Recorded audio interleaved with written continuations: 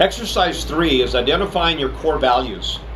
And when you think about your core values, we're going to take you through an exercise here, but it is a deep-rooted belief and the core of how you think and how you live your life.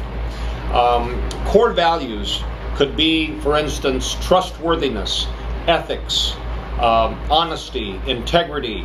And so when you look at page 48, and I'll show you a picture here. This is page 48.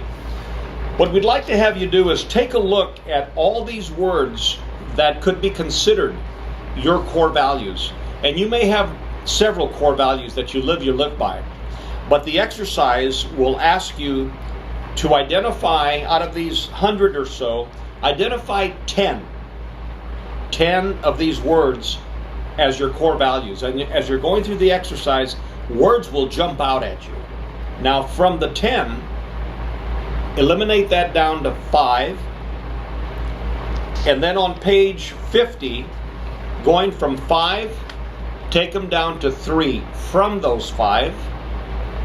And then once you've narrowed it down to the 3, pick 1.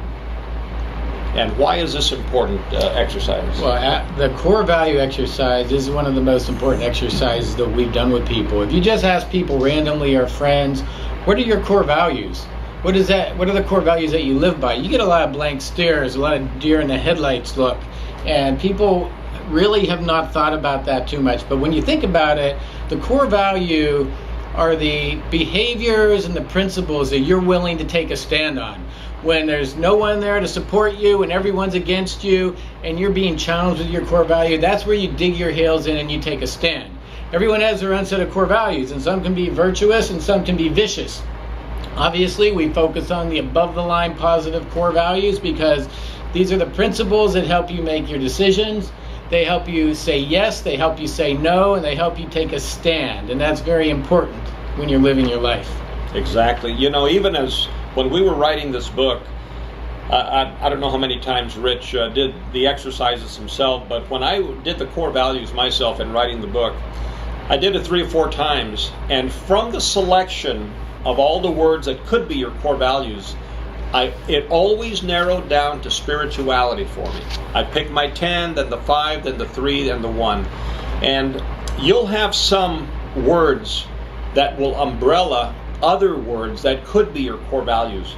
But the essence and the takeaway from this exercise is that it allows you to start concentrating and focusing, narrowing down, deep rooted inside of you, in your core, the decisions that you make and why you make them.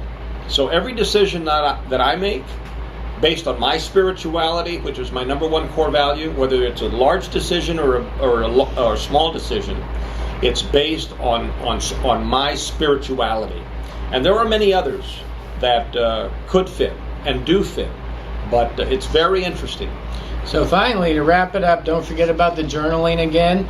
Now you're starting to build the skills of having an ongoing conversation in your mind as you're reading, as you're learning, as you're doing exercises, and you'll be able to more effectively jot down those ideas, those notes, those reflections in the journaling section. And again, that will serve you very well in the future. So that would be exercise 3, core values. And don't forget to come back when you're done with this for exercise 4, and we'll continue on with the coaching series. Thanks. Very good. More to come. Thank you. Okay, we gotta do the intro to exercise 3. So we went right from 2 to 3 without doing an intro. So we just do a short intro. Okay. And we'll do it. Okay? And then we'll count. Okay? Hi, this is Rich and Charlie again, and we're here with the Operation Legacy Coaching Series. Today, we're talking about your core values. So don't go away and see how this can help you build a life of purpose, meaning, and happiness.